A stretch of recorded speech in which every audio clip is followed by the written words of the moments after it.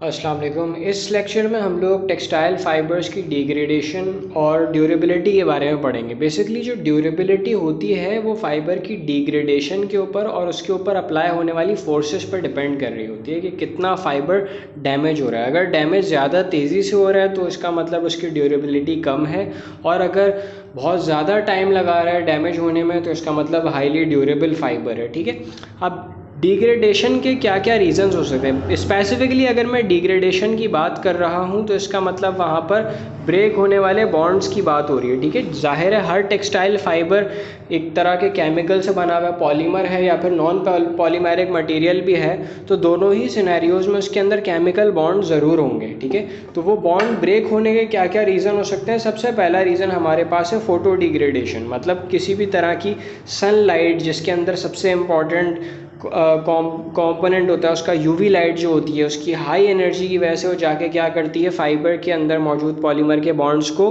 Break कर रही होती है। ठीक है, जिसकी वजह से क्या क्या चेंजेस आ सकते हैं, उसके कलर में चेंजेस आ सकते हैं। जाहिर है अगर उसके अंदर कोई इस तरह का बॉन्ड है जो कलर के लिए रिस्पॉन्सिबल है वो ख़त्म हो सकता है। ठीक है, इसी तरीके से उसके अंदर स्ट्रेंथ रिड्यूस हो सकती है।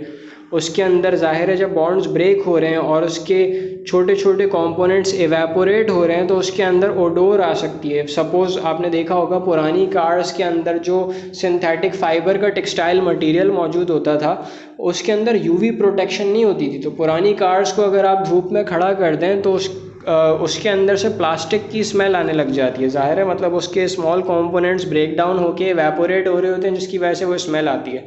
ठीक है, जितना ज़्यादा डिग्रेडेशन होगी उतना मटेरियल एक तरीके से अपनी फ्लेक्सिबिलिटी को लूज़ करता जाएगा, स्टिफ होता चला जाएगा। ठीक है, इसकी एग्जांपल आपने देखा होगा, नायलॉन की रस्सी अगर आप कपड़े टांगने के लिए यूज़ करें और उस पर धूप पड़ रही हो तो वो क्या होता है, बेसिकली क्रम्बल डाउन होना शुरू हो जाती है, झड़ना शुरू हो जाती है एक सर्टेन एक्सपोजर के बाद।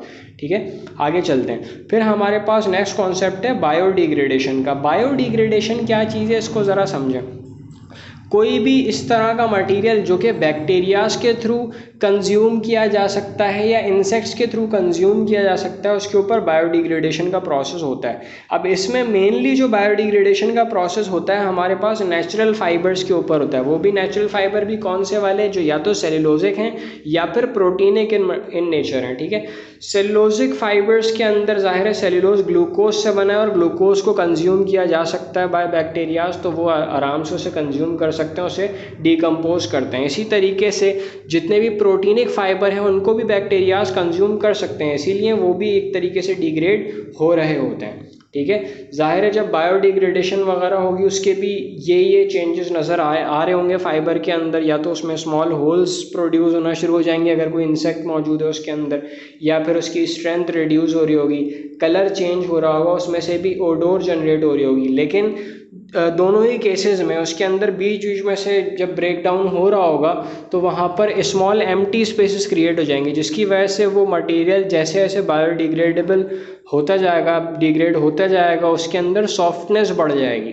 ठीक है, इसी तरीके से हम आते हैं केमिकल डिग्रेडेशन की तरफ। अगर उसके बॉन्ड्स किसी केमिकल के थ्रू ब्रेक डाउन हो रहे हैं तो वो या तो तीन तरीके से ब्रेक डाउन हो सकते हैं। तीन रिएक्टिव केमिकल्स होते हैं हमारे पास, एक एसिड, एक बेस, एक ऑक्सीडाइजिंग एजेंट या फिर रिड्यूसिंग एजेंट। केमिकल डिग्रेडेशन उन स्पेसिफिक फाइबर्स में नहीं होती जो कि कम्प्लीटली नॉन पोलर हैं या फिर जो कम्प्लीटली सैचुरेटेड है। जाहिर है सैचुरेटेड है, कोई पाई बॉन्ड नहीं है तो ब्रेक डाउन नहीं हो सकता। और इसी तरीके से अगर उसके अंदर बिल्कुल भी पोलैरिटी नहीं है, चार्जेस मौजूद नहीं है, तो भी ये केमिकल्स उसके ऊपर इतना आसानी से रिएक्ट नहीं कर सकते, उसे ब्रेक डाउन नहीं कर सकते। जितनी ज़्यादा पोलैरिटी होगी उतना एसिड बेस से डैमेज हो सकेंगे, ऑक्सीडाइजिंग रिड्यूसिंग एजेंट से डैमेज हो सकेंगे।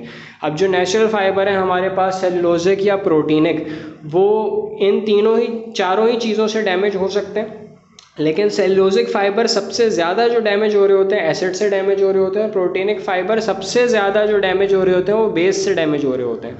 ठीक है, वहीं पर आपको मुख्तलिफ बुक्स में ऑक्सीडाइजिंग या रिड्यूसिंग एजेंट की जगह ब्लीचिंग एजेंट लिखा हुआ मिलेगा। बेसिकली ऑक्सीडाइजिंग एजेंट और रिड्यूसिंग एजेंट दोनों ही एक तरह से ब्लीच के तौर पे एक्ट कर सकते हैं। ठीक है, तो ये चीज़ डिपेंड करती है, different book to book very करती हुई नज़र आएगी। ठीक है, अच्छा, इसके अंदर याद रखिएगा ये जितनी भी डिग्रेडेशंस होंगी हमारे पास वो इनमें से ही कोई होगी, इससे हट कर नहीं होगी।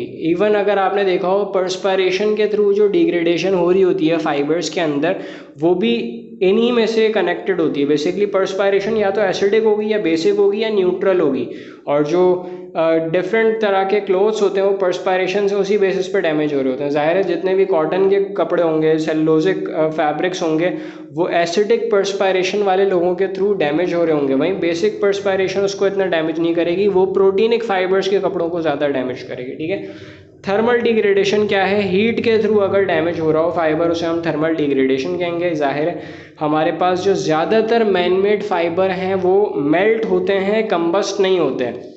ठीक है, तो उस केस में उसकी थर्मल डिग्रेडेशन से पहले मेल्टिंग स्टार्ट हो जाएगी, डायरेक्टली कंबस्ट नहीं होगा। लेकिन अगर हम नेचुरल फाइबर्स की बात करें, उनके अंदर कंबस्शन होती है। बेसिकली बर्न टेस्ट से भी हम लोग इसका अंदाज़ा लगा सकते हैं। बर्न टेस्ट, अगर हमारे पास एक सिंथेटिक फाइबर का फैब्रिक है और एक नेचुरल फाइबर का फैब्रिक है, तो हम उसे जला के चेक कर सकते हैं। अगर वो मेल्ट डाउन हो रहा है, मेल्ट डाउन होने का मतलब है कि वो एक तरह का सिंथेटिक फाइबर है, दैट इज़ अ पॉसिबिलिटी। वहीं पर अगर वो कंबस्ट होना शुरू हो गया तो इट मीन्स कि वो या तो सेलुलोजिक इन नेचर होगा या फिर प्रोटीनिक इन नेचर होगा। ठीक है, तो ये चीज़ याद रखिएगा। ये हमारे पास कुछ बेसिक टाइप ऑफ डिग्रेडेशन है टेक्सटाइल फाइबर की, जो कि हमने स्टडी कर ली। उम्मीद है समझ आया होगा आप लोगों को। तो आगे के लेक्चर्स में देखते रहिएगा।